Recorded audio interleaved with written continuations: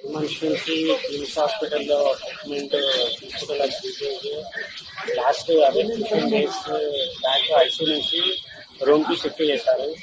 అతనికి ఇన్ఫెక్షన్స్ అనేది ఏమీ లేకుండా కొంచెం స్టేబుల్ గా ఉన్నాడు.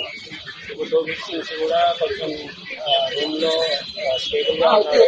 డాక్టర్స్ ఇప్పుడు రిహాబిలిటేషన్ కి ప్లాన్ చేసి రిహాబిలిటేషన్ కి వెళ్తే బెస్ట్. ఇప్పుడు స్టేబుల్ ఉన్నప్పుడే రిహాబ్కి వెళ్ళి ట్రీట్మెంట్ అనేది కంటిన్యూ చేసిన తర్వాత మీరు ఇంటికి తీసుకెళ్ళొచ్చు అని చెప్పారు. అంటే ఇప్పుడు అందరు మనుషులను గుర్తుపడుతున్నారా? ఎట్లా ఉన్నది కండిషన్, ఎట్లా ఉంది అని చెప్తున్నారు. గుర్తుపడుతున్నాడా? మీరు రోజు చూస్తున్నారు కదా. బ్రెయిన్ కండిషన్ అయితే ఇంకా ఏం లేదు, ఖాళీ చూడడం చూస్తున్నాడు తప్ప గుర్తుపట్టడం అలా ఏం లేదు. ఫుడ్ కూడా కొంచెం మోరల్ గా 15 days నుంచి కొంచెం మోరల్ గా ఫీడ్ కూడా తీసుకుంటున్నారు కొంచెం లైట్ గా. అంటే డాక్టర్లు ఏం సజెషన్ చేస్తున్నారు సార్? డాక్టర్ సజెషన్ చేసేదంటే ఇంకా బ్రెయిన్ వైజ్ అయితే ఇప్పుడు ట్రీట్మెంట్ ఇంతవరకు ఉంది, ఇంతకు నుంచి బ్రెయిన్ నుంచి ట్రీట్మెంట్ అనేది ఏం లేదంటున్నారు. నెక్స్ట్ ఫిజియోథెరపీయే దానికి ట్రీట్మెంట్.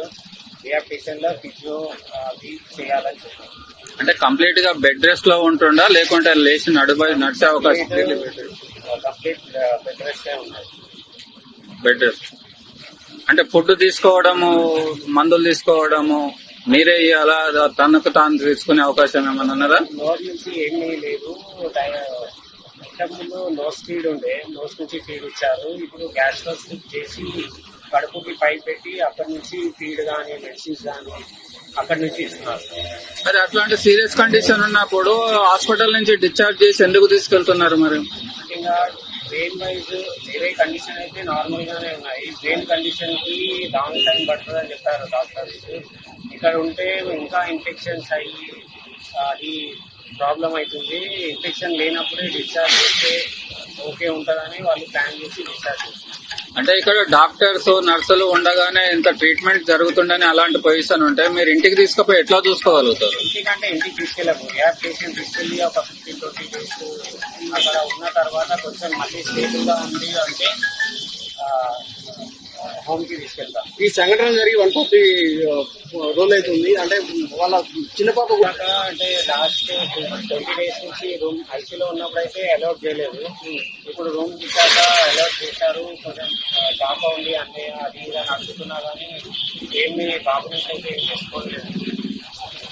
మీకు గవర్నమెంట్ అభయం ఇచ్చింది కదా, మేమే ఖర్చు పెట్టుకుంటాం అని. ఇప్పుడు గవర్నమెంటే పెడుతారా, మీరు సొంతంగా ఖర్చు పెట్టుకుంటారా? సెకండ్ డే నుంచి ఫస్ట్ డే నుంచి అయితే మాకు సపోర్ట్ ఫిల్మ్ ఇండస్ట్రీ నుంచి అదే పుష్ప టీం నుంచి వాళ్ళు సపోర్ట్ చేశారు.